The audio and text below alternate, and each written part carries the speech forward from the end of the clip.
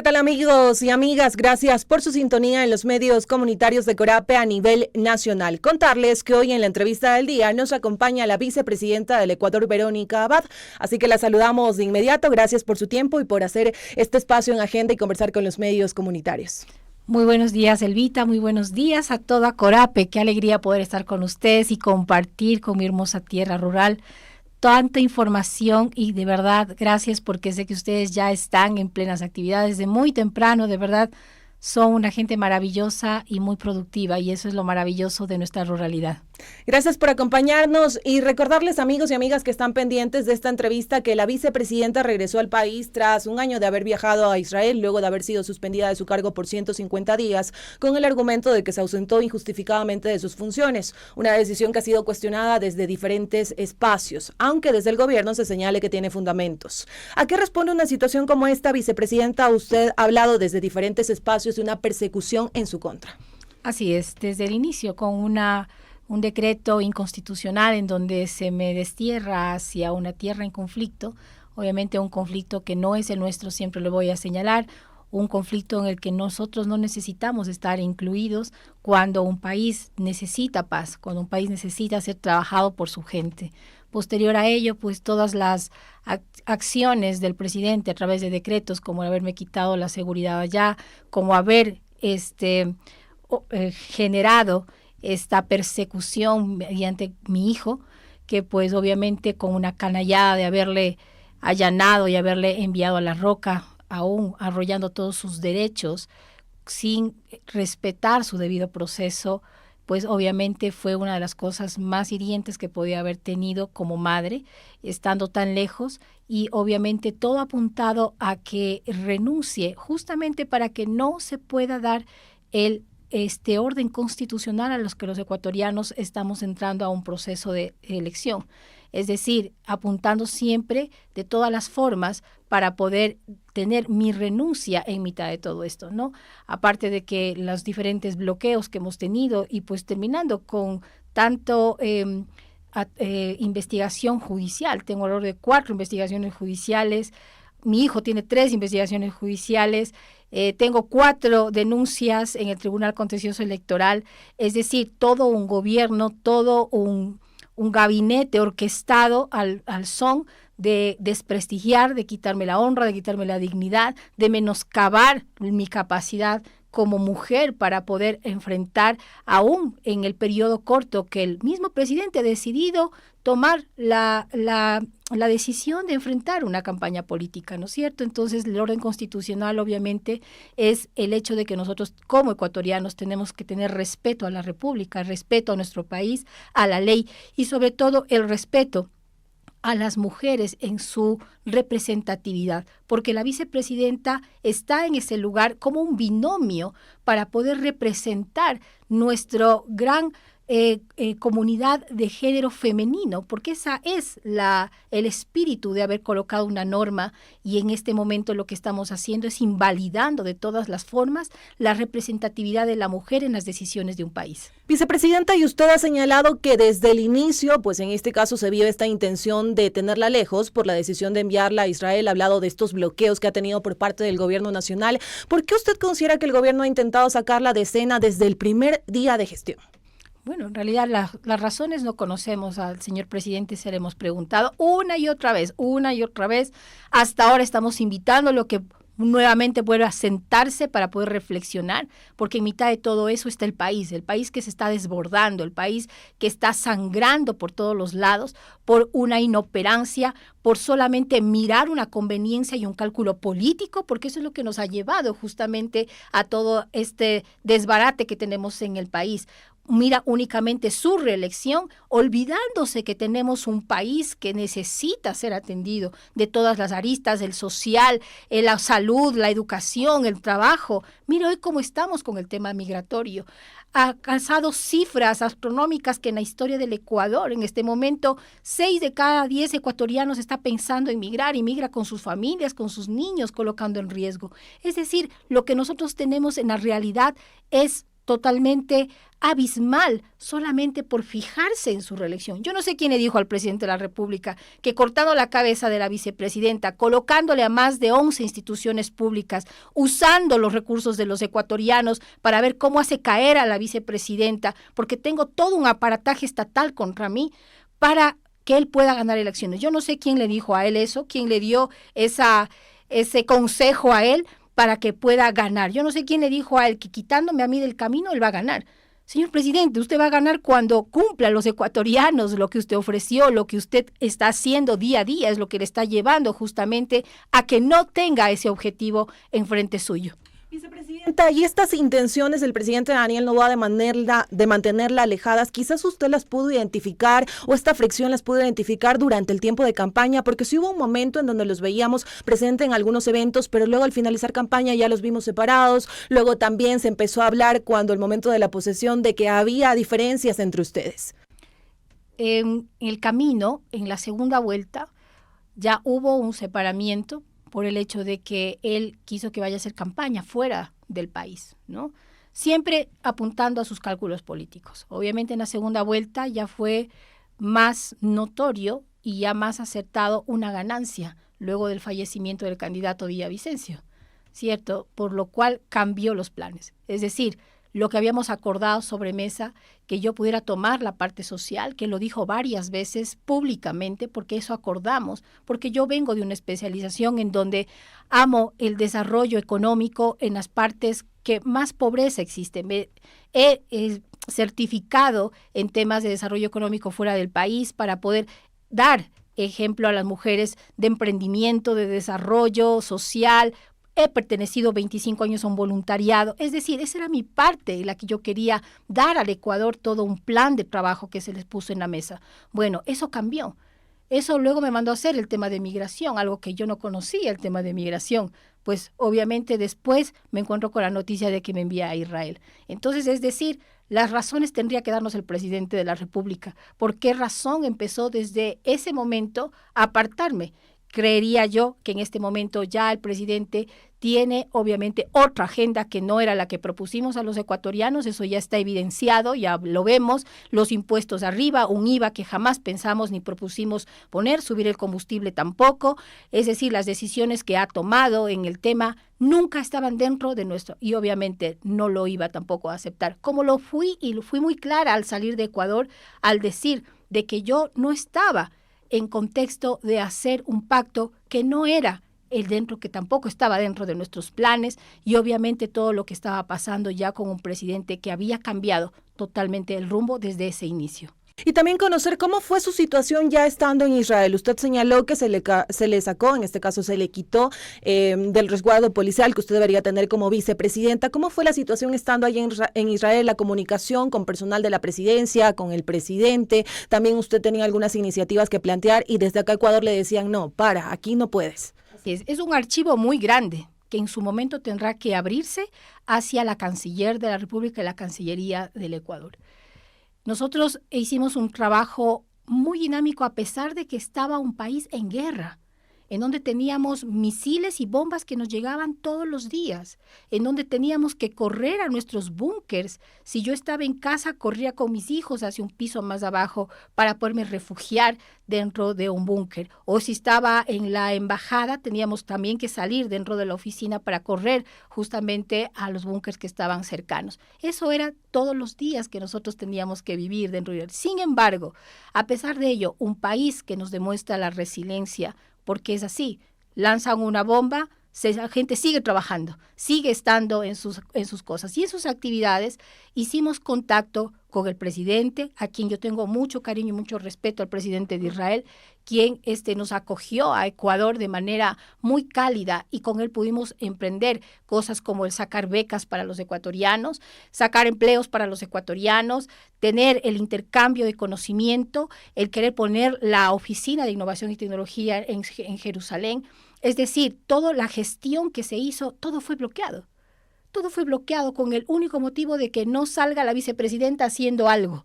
Y tengo documentado absolutamente todo, porque aquí el único perjudicado fueron los ecuatorianos, que no se dio paso únicamente por el cálculo político del presidente. Eso es en realidad las autoridades de control en su momento, tanto como Contraloría, como las auditorías que tienen que ser ejercidas, porque voy a pedir justamente que se abra todos los archivos que constan de todo el bloqueo que tuvimos de la canciller. Y también consultarle, ¿cómo cree usted que este conflicto entre la presidencia y la vicepresidencia ha afectado no solamente la gobernabilidad y varios temas que usted han señalado, los únicos beneficiados son los ecuatorianos, y también esa percepción de estabilidad que nosotros como país tenemos desde afuera, porque desde afuera también se hace eco de esta relación mala, como se cataloga, entre el presidente y la vicepresidenta? Bueno, tenemos clarísimo el rechazo en este momento. Fuimos testigos en la cumbre iberoamericana de cómo prácticamente Ecuador tiene un rechazo en este momento hacia este gobierno, claramente dicha por los expresidentes y muchos autores internacionales, políticos internacionales, de lo que acontece en Ecuador. Uno de los más recientes fue la Mesa de Comisión de Derechos Humanos en Ginebra, en donde en su resumen de este examen que se hace cada cierto tiempo, claramente preocupa la justicia del país, el Estado de Derecho que estamos viviendo prácticamente y este atropello a la Constitución. Es decir, es una preocupación internacional, porque la seguridad jurídica es la que en este momento el mundo de afuera nos ve para saber si invierte en Ecuador, si trae oportunidades a Ecuador. ¿Cómo puede ser posible que hoy coloquen una vicepresidenta y mañana a cualquier subalterna de un ministerio, como en este caso de trabajo, se le ocurre por órdenes del señor presidente? Porque eso tenemos que aclarar, no es que ella actuó porque sí, sino porque tiene una orden desde arriba. ¿Para qué? Para que me colocaran un sumario administrativo con la intención de destituirme. Eso fue lo que dijo la ministra de Trabajo. Ahora que anden que ya no es una destitución, que es una suspensión y que no he perdido mis derechos políticos, mentira. Imagínese usted, aterrizar el día miércoles para ir a cumplir mi agenda al despacho vicepresidencial, y en lo que me dirigía hacia al despacho vicepresidencial estaban 60 militares, piquetes, vallas, motorizados policías para que yo no entre al despacho vicepresidencial donde estaban mis cosas y todo lo que yo dejé dentro de mi oficina, porque sigo siendo la vicepresidenta constitucional de la República. Entonces, llegar a estos actos de violencia. Es decir, ¿usted no ha podido ingresar hasta el momento a la vicepresidencia? Correcto, exactamente. Entonces, ¿de qué me están hablando? ¿Por qué engañan al pueblo ecuatoriano de esa manera tan infantil? ¿Creen que somos tontos los ecuatorianos? No, pues, en realidad esto dista de mucho de lo que ellos quieren hacer. Ahora tenemos la audiencia, Elba. Esta audiencia que también ya está un poco medio extraña, porque primeramente una acción de protección tiene que ser inmediata. Sin embargo, ya caminamos al mes. La jueza nos ha hecho caminar al mes. Teníamos este miércoles la audiencia. Curiosamente, nos pospuso hasta el viernes 29. Resulta ser que coincidencialmente, entre ayer o antes de ayer que nos avisaron que se posponía, ¿cierto? Resulta ser que en ese periodo aparecen 19 amicus curiae. 19 amicus curiae. Es decir, todos en contra de la acción de protección de la vicepresidenta. Entonces, ¿qué podemos nosotros entender como ciudadanos? ¿Está en justicia y en derecho está actuando la jueza? Esperamos que así sea, porque en este momento en las manos de la jueza está el futuro democrático de este país. Está la voluntad sagrada del pueblo ecuatoriano cuando elige a sus representantes. Es decir, mi querido amigo ciudadano que me escucha, si usted hoy vota por alguien que usted cree que va a llevar su voz, va a hacer lo que le propone, mañana cualquiera puede venir y decirle, sálgase de ahí porque no me gusta. Entonces, estamos haciendo un daño increíble al país, no solo nacional, sino internacionalmente. Y el Ecuador tiene que estar pendiente este día 29, viernes 29, todos los ojos de los ciudadanos tienen que estar sobre la jueza a ver cómo se da ese acto. Y mucho cuidado con querer armar afuera caos o violencia para poder posponer de pronto o tardar esta audiencia que estamos esperando ya un mes, que de acuerdo a las reglas y a las normativas no puede ser pues que una acción de protección dure más de un mes. Si se supone que una acción de protección de acuerdo a la ley se tendría que dar en máximo 48 horas, por favor. Vicepresidenta, ya que usted se encuentra acá en Ecuador y está en este proceso de una acción de protección, ¿qué otra acción también planea usted plantear en este caso? Porque también hemos visto que en Ecuador, como le mencioné al inicio, la decisión que se ha tomado de su suspensión de 150 días ha sido cuestionada. También hay sectores que en este caso están a favor de esta decisión, pero hay sectores que señalan no es legítimo lo que se ha hecho contra usted. Entonces, ¿qué acción planea usted también plantear? Ante lo ilegal y lo ilegítimo, nosotros seguimos buscando las vías legales porque creemos todavía en la justicia. Sin justicia, en realidad, nunca vamos a tener paz en el Ecuador. Por lo tanto, yo sigo creyendo a esta reflexión, este llamado a los jueces, tanto en los tribunales electorales como en lo que está pasando. Lo que acaba de pasar con el candidato Topic es otra vergüenza para aún los jueces dentro de un tribunal electoral. Es decir, lo único que se les pide, por favor, hay justicia. Necesitamos justicia en el Ecuador para que los ecuatorianos puedan vivir un espacio de elección libre, sin presiones. Y esta es la garantía que nosotros tenemos que dar en el momento que la vicepresidencia suba a la presidencia. Es decir, un espacio electoral en donde primeramente haya igualdad entre los que compiten dentro de las elecciones de los candidatos presidenciales, que haya equidad, que haya la igualdad de condiciones que ellos tienen.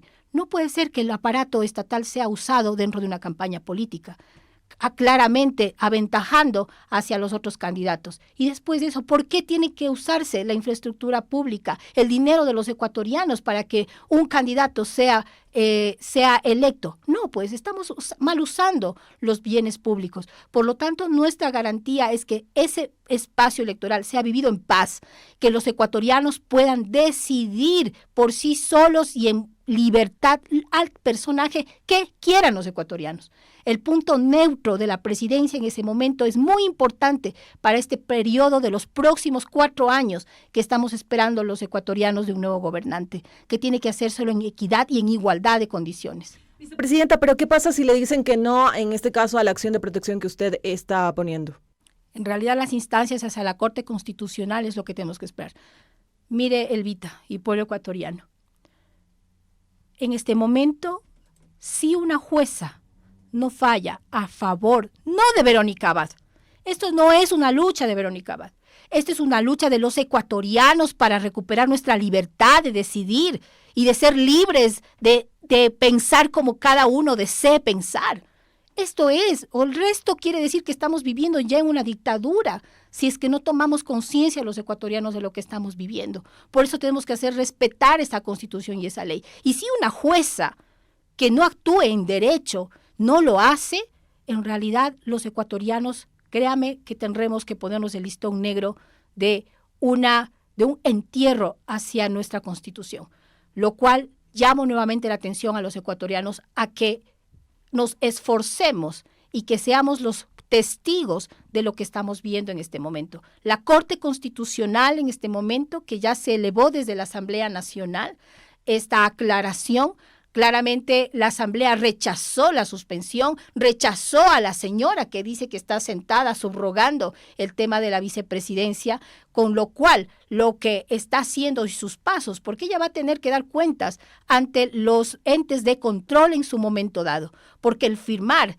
y el estar al frente de una vicepresidencia firmando aún recursos públicos, eso es grave, eso es muy grave lo que está haciendo esa señora ahí. Por lo tanto, la justicia tiene que reaccionar ante eso y la Corte Constitucional tiene que poner orden, porque esperamos también parte de la Corte Constitucional que aclare este sentido y coloque orden constitucional. Y ya de manera final, para ir culminando esta entrevista, también cómo ve usted este apoyo por parte de algunos sectores, inclusive vimos que hace unos días las candidatas vicepresidenciales se congregaron en el Centro Histórico de Quito frente a esta decisión que se había tomado de su suspensión, y también vemos que el presidente Daniel Noboa suma otras denuncias, en este caso por violencia política de género. Y a la parte final. Las leyes están escritas para poder abogar. Es decir, yo fui condenada por todo un equipo de un gabinete, todo un gabinete y acusándome de que tengo intento de golpe de Estado por tan solamente correr hacia mi derecho, buscar un juez, buscar la ley para que me defienda ante tanto atropello y ante a través de tanta violencia que tuve en todo este tiempo y que lo sigo teniendo. Es decir, cuando las mujeres nos acercamos a la ley, ¿por qué somos mal vistas? Por lo tanto, en estas acciones hay que unirnos. Yo aplaudo, felicito y estoy firme para seguir adelante aún con las candidatas y los candidatos a vicepresidente. Y es decir, todas las organizaciones que desde el inicio que yo pisé Ecuador, estoy con ellas. Es decir, agradeciéndoles primeramente por todo el cariño, la voluntad que me han tenido, la solidaridad que he recibido de cada uno de ellos, ese amor impecable de nuestro país, de nuestra gente, en realidad hay que abrazarla. Por lo tanto, la unidad es importante, Elvita, que en este momento todos los sectores puedan unirse en son, no de Verónica Abad, sino del respeto a nuestro país, el respeto a nuestras reglas y el respeto a la verdad, a la verdad. Este gobierno se está construyendo a través de mentiras y es así como nos tiene a los ecuatorianos. Por lo tanto, mi llamado es siempre a la verdad y a esa unidad que en este momento los ecuatorianos necesitamos. Firmes, fuertes, decididos a que no se juegue con el país. Eso es lo que tenemos que poner en alto. Muchísimas gracias por su tiempo para los medios comunitarios de Corape. Gracias, Elvita. A ustedes muy buenos días. Un abrazo cariñoso a toda mi ruralidad maravillosa. Bendiciones. Amigos y amigas, culminamos la entrevista del día. Nos vamos a una pausa. Sigan junto a nosotros.